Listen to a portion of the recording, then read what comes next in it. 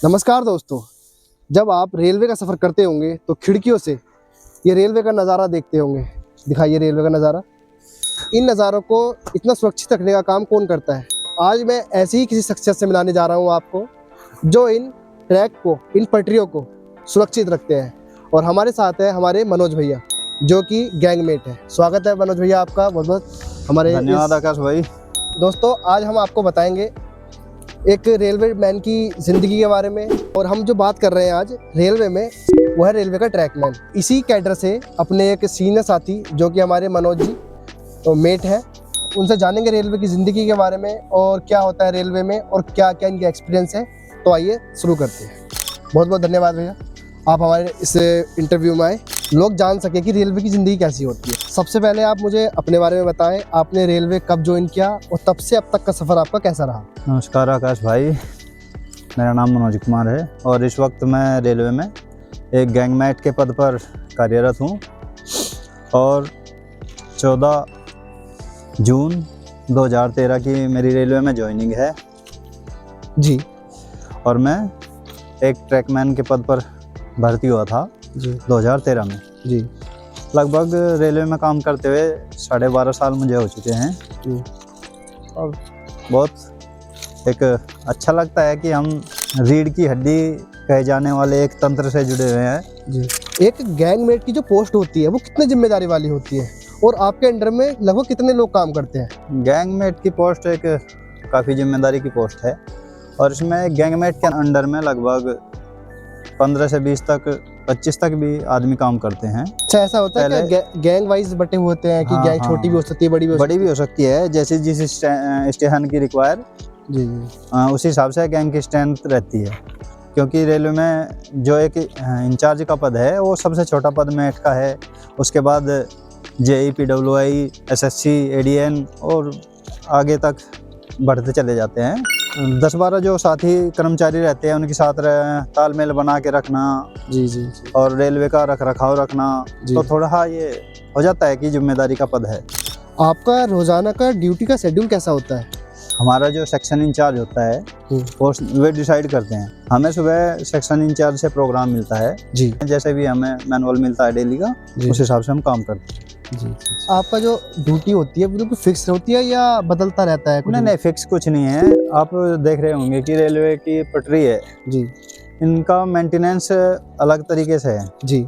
जिस तरह के काम की जरूरत होती है उस तरीके का हमें प्रोग्राम मिलता है जी और उसी तरह से हम काम करते हैं।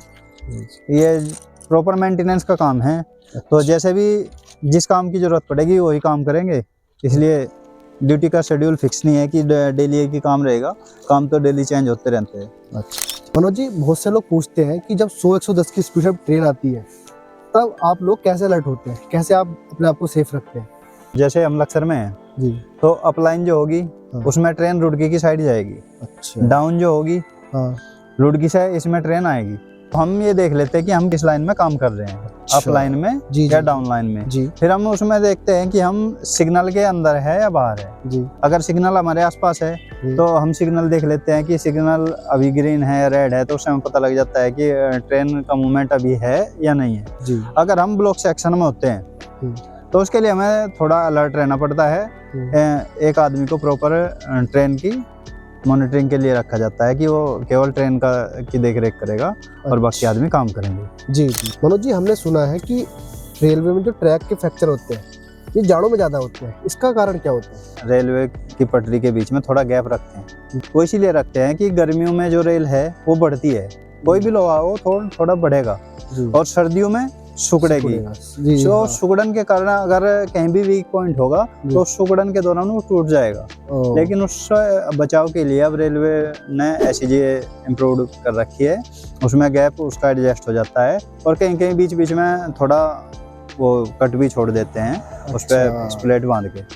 तो ये मेन कारण होता है। सर्दी और गर्मी ये मौसम के ऊपर डिपेंड करता है। अच्छा अच्छा। गर्मी में तो नेचुरल बात है कि वो थोड़ा फैलेगा, सही बात, और सर्दी में थोड़ा सुकड़ेगी। जी जी। मनोज जी, हमने सुना है कि रेलवे में रात को भी ड्यूटी होती है, जिसे नाइट पेट्रोलिंग बोलते हैं शायद। हाँ, नाइट पेट्रोलिंग बोलते हैं, बिल्कुल। तो ये इस ड्यूटी में क्या करते हैं? क्या देखिए, खतरनाक होती है ड्यूटी? जैसे मैंने अभी आपको बताया कि गर्मियों में रेल जो है वो बढ़ती है और सर्दियों में सिकुड़ती है। जी हाँ। रेलवे को एक जोड़ने के लिए उसमें बीच में वेल्ड किया जाता है। जी तो कई बार क्या होता है कि वेल्डिंग जोड़ जो है वो क्रैक हो जाते हैं जी और किसी तरह का कोई फ्रैक्चर या अदर रेलवे में किसी तरह की रेल में पटरी में किसी तरह का कोई दिक्कत ना हो, वो चीज़ देखने के लिए हमें नाइट पेट्रोल मैन लगाए जाते हैं रात में। तो ये थी दोस्तों नाइट पेट्रोलिंग। ये आपको लग रहा होगा इतना आसान, लेकिन नाइट पेट्रोलिंग आप सोच के देखिए, ये इतनी भी आसान ड्यूटी नहीं होती है, लेकिन रेलवे है, ड्यूटी है तो करनी ही पड़ती है। आप लोगों के लिए सबसे खतरनाक मौसम कौन सा होता है? जो फील्ड की ड्यूटी होती है ना, उसमें तो सभी मौसम खतरनाक ही होते हैं जी। अगर आप गर्मियों की बात करो, अगर नॉर्मल टेम्परेचर यहाँ पे 40 डिग्री है जी या 35 डिग्री है, तो रेल का टेम्परेचर उससे 4-5 डिग्री हाई रहता है। सही बात। नॉर्मल आदमी एक 40 डिग्री के टेम्परेचर में जी रहा है, तो रेलवे का एक कर्मचारी है जो फील्ड में काम कर रहा है, उसे लगभग 45 डिग्री टेम्परेचर का फेस करना पड़ेगा, मतलब नॉर्मल से 4-5 डिग्री ऊपर। तो गर्मी में गर्मी ज्यादा रहेगी जी। अच्छा, सर्दी में उसे सर्दी ज्यादा रहेगी। सर्दी में भी उसे बिल्कुल फील्ड में ही काम करना है, बरसात में भी उसे फील्ड में ही काम करना है। लेकिन जो फील्ड वर्कर है उसके लिए तो तीनों ही मौसम थोड़े दुखदाई होते हैं, क्योंकि उसे तीनों मौसम को फेस करना पड़ता है। जी। जब आपको बहुत ज्यादा ठंड लगेगी तो दुनिया क्या करेगी? अपनी रजाई में घुस जाएगी। लेकिन रेलवे का जो ट्रैकमैन होगा उसको क्या निर्देश दिया जाएगा कि आपको ट्रैक पर जाना पड़ेगा, क्योंकि ठंड ज्यादा हो गई है। और जब गर्मी ज्यादा होगी, रेलवे के ट्रैकमैन को क्या आदेश दिया जाएगा कि आपको ट्रैक को चेक करना पड़ेगा, क्योंकि गर्मी बहुत ज्यादा है, ट्रैक को खतरा हो सकता है। और जब बरसात ज्यादा होगी तो दुनिया कहाँ भागेगी? किसी सेफ जगह पे। लेकिन आपको कहा जाएगा कि आपको ट्रैक चेक करना है, क्योंकि लाखों जिंदगियां जो ट्रेन के सहारे हमारे भरोसे यात्रा कर रहे हैं, उनको भी तो सेफ रखना है। तो उनको सेफ रखने के लिए आपको ये काम करना ही पड़ेगा। बरसात में क्या होता है कि रेलवे लाइन के आसपास की मिट्टी का कटाव हो जाता है। मिट्टी कटाव ना हो उसके लिए कर्मचारी को लगाया जाता है कि वो प्रॉपर उसको देखे। अगर इस तरह की स्थिति पैदा हो रही है तो सभी कर्मचारी मिलकर उसको ठीक करते हैं। काफी लोगों का ये क्वेश्चन होगा कि बरसात में क्या करते हैं। हाँ। तो ट्रैक का रखरखाव बरसात में भी चलता रहता है। तो इससे पहले कोई बड़ा खतरा बने, एक रेलवे का कर्मचारी जाकर उनको संभालता है, सुधारता है। जो लड़के आज रेलवे की तैयारी कर रहे हैं या ट्रैकमैन की तैयारी कर रहे हैं, ग्रुप डी की तैयारी कर रहे हैं, उन्हें आप क्या कहना चाहेंगे? उन्हें किस तरह से अपने आप को तैयार करना चाहिए, फिजिकली या मेंटली? मैं अपना पहला एक्सपीरियंस बता दूं, बाकी सबकी अपनी चॉइस होती है जी। जिसको जैसा अच्छा लगे वो ऐसा कर सकता है जी। हमारे गुरुजी थे, वो पहले कहते थे कि प्रथम खेती, पहले नंबर पे तो रखो खेती को जी। अगर कोई किसान परिवार से है तो उससे अच्छा कुछ नहीं जी। दूसरा होता है अपना बिजनेस जी, और नौकरी होती है तीसरे नंबर पे जी। अगर आप बिजनेस में सक्सेस नहीं हो, खेती आपके पास नहीं है जी, तो आप नौकरी की तैयारी कर सकते हो, कोई दिक्कत नहीं है उसमें। और अगर आप अभी तैयारी कर ही रहे हो तो मैं आपको सजेशन दूंगा कि ग्रुप डी का लेवल तो आप बाद में भी देख सकते हो, 35 साल की उम्र तक का रहता है, 40 साल तक का। जब आपको तैयारी करनी है अच्छी करो। वैसे अगर आप रेलवे ग्रुप डी में भी आते हो तो इसमें कोई दिक्कत नहीं है, बेरोजगारी से तो बहुत अच्छा है। लड़के अगर आना ही चाहते हैं, उनका मन है कि ग्रुप डी में ही नौकरी लेनी है, उन्हें पता है कई लड़कों की यार जैसे लेवल बढ़ता है उस हिसाब से तैयारी भी बढ़ाई जाती है, मतलब उसका लेवल भी बढ़ जाता है। उन्हें पता है उनका वो लेवल नहीं है, लेकिन उन्हें पता है वो ग्रुप डी कर लेंगे। तो उन लोगों को आप क्या सजेशन देना चाहोगे? फिजिकली स्ट्रॉन्ग रहे, मेंटली स्ट्रॉन्ग रहे, किस तरह से वो सोचे और किस तरह से जॉब को देखे? वो देखिए, अगर लगता है कि ग्रुप डी में वो क्रैक कर सकते हैं और ग्रुप डी में आने के बिल्कुल इच्छुक है, तो मैं उनको एडवाइस दूंगा कि फिजिकली और मेंटली बिल्कुल प्रिपेयर हो गया। रेलवे ग्रुप डी की जो जॉब है वो फील्ड की जॉब है, हमेशा उनको फील्ड में रह के काम करना पड़ेगा मैक्सिमम टाइम। तो अगर आप फिजिकली या मेंटली स्ट्रॉन्ग नहीं रहेंगे तो आप फील्ड की जॉब नहीं कर पाएंगे। अगर आपको ये लगता है कि आप फिजिकली और मेंटली स्ट्रॉन्ग है तो आप ग्रुप डी के लिए अप्लाई करें, नहीं तो अगर आपको नहीं कर सकते तो ऑफिशियल जॉब जो भी आप तैयारी करो, जिस लेवल की आपकी तैयारी है उसके लिए कोशिश करो। ये जो जॉब है ये केवल और केवल फिट लोगों की जॉब है जो फील्ड में रह के हार्ड वर्क कर सकते हैं। जी। क्या ये सच है कि रेलवे में आने के बाद पढ़ाई का मौका नहीं मिलता है? नहीं, देखो ऐसा कुछ नहीं है। रेलवे में आने के बाद 8 घंटे की आपकी ड्यूटी होती है, ठीक है, और उसके बाद भी आपके पास 16 घंटे हैं जी। चलो 2-4 घंटे आपके तैयार होने के, कपड़े धोने के, नहाने धोने के, जो भी लगा लो, 2 घंटे और लगा लो, 4 घंटे लगा लो यार, 12 घंटे लगा लो। 12 घंटे में आपके पास 8 घंटे चलो पूरा प्रॉपर सोने के लगा दो, 4 घंटे तो आपके बिल्कुल फ्री है। हाँ, जिसमें जो आप चाहो कर सकते हो। सही बात। ऐसा नहीं है कि जॉब के साथ आप तैयारी नहीं कर सकते, जो करने के इच्छुक है वो करते भी है और काफी लड़के निकले भी है। निकले भी सही। डिपार्टमेंटल एग्जाम जो होते हैं जीडीसी एलडीसी वगैरह, इसके बारे में कुछ बताएं। क्या एक ट्रैकमैन आगे चलकर स्टेशन मास्टर या कोई गुड्स गार्ड वगैरह बन सकते हैं या नहीं बन सकते हैं? देखिए रेलवे में दो तरह से प्रमोशन मिलते हैं। प्रमोशन क्या कंपटीशन होता है, एक तो होता है LDC, limited departmental competitive exam, जो केवल कुछ ही डिपार्टमेंट उसमें कंपटीशन देते हैं।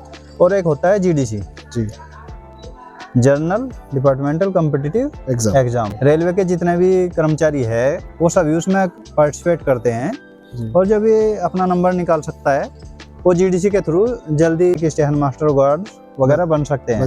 लेकिन जीडीसी के थ्रू, एलडीसी के थ्रू केवल कुछ ही डिपार्टमेंट है जो एलडीसी के थ्रू जाते हैं। एलडीसी तो मुझे लगता है शायद सभी के लिए होता है, लेकिन एलडीसी सभी के लिए नहीं होता है, जीडीसी सभी के लिए होता है। जीडीसी सभी के लिए होता है, सॉरी मैं गलत था। नए लड़के जो ज्वाइन करते हैं उन्हें काम सीखने में कितना समय लगता है, उनके लिए कोई खास सलाह देना चाहेंगे आप? देखिए जो भी जिस डिपार्टमेंट में चला जाता है उस डिपार्टमेंट का काम धीरे धीरे ही सीख जाता है। ये टाइम की तो कोई सीमा नहीं होती है।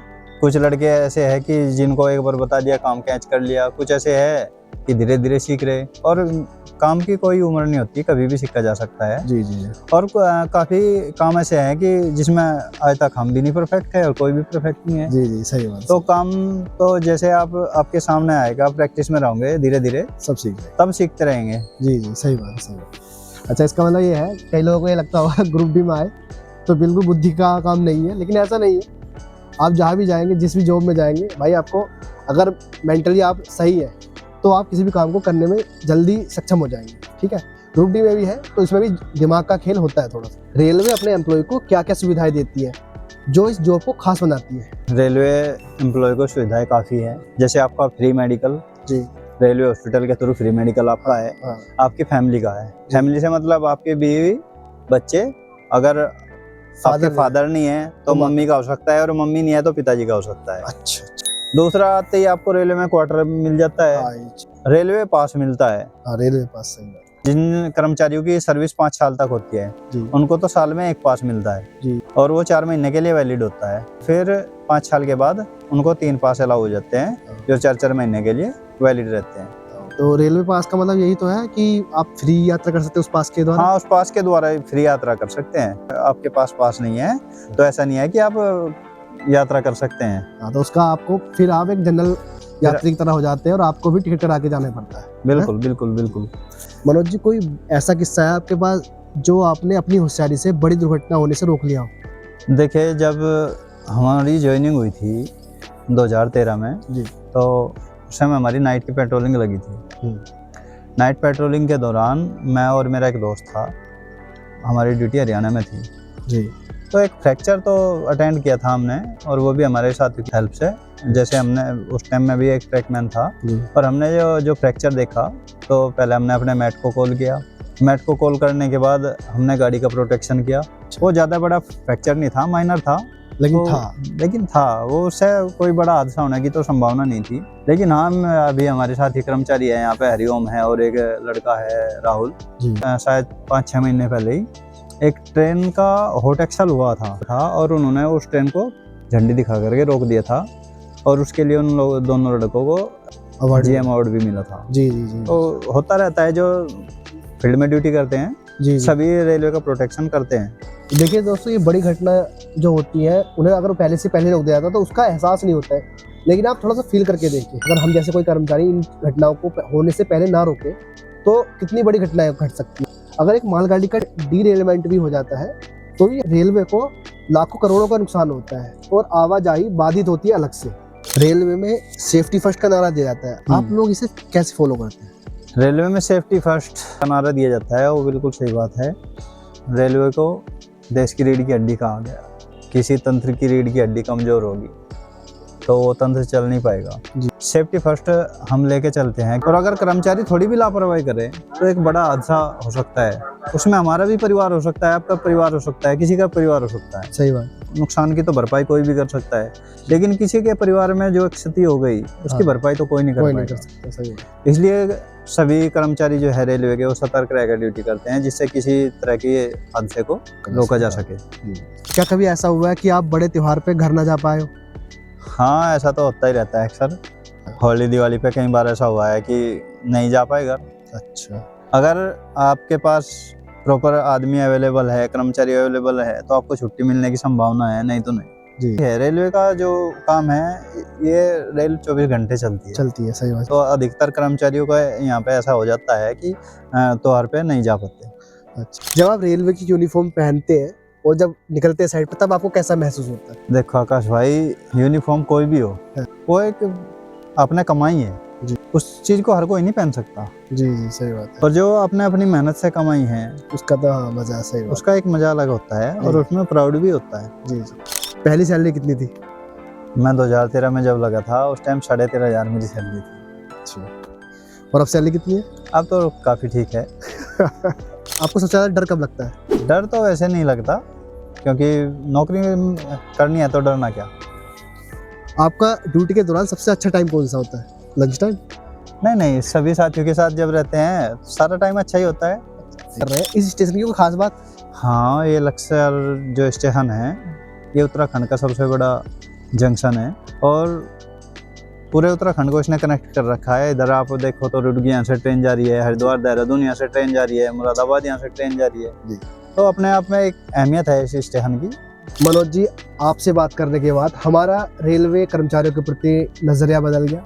आप जैसे लाखों कर्मचारियों की वजह से हम जैसे लाखों लोग, करोड़ों लोग जो रेलवे का सफ़र करते हैं, बेखौफ सफ़र करते हैं, और आप जैसे लोगों की वजह से ही इस सिस्टम पर भरोसा किया जा सकता है, क्योंकि आप इतने अच्छे से ड्यूटी करते हैं।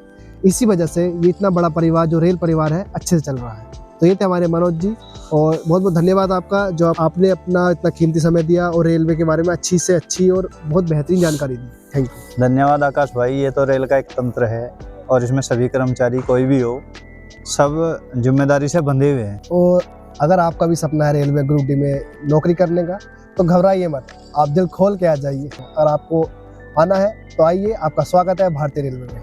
और इसी तरह से हम फिर से किसी वीडियो में अपने किसी रेलवे कर्मचारी से बात करेंगे, आप सुनाएंगे उनके किस्से, कहानी। दोस्तों, अगर आपको मनोज भैया जैसे कर्मचारियों की बातें अच्छी लगी है तो एक लाइक, शेयर, सब्सक्राइब जरूर करें, और ऐसी वीडियो देखने के लिए सब्सक्राइब करें क्यूरियस आकाश। मिलते हैं आपसे नेक्स्ट वीडियो में। जय हिंद।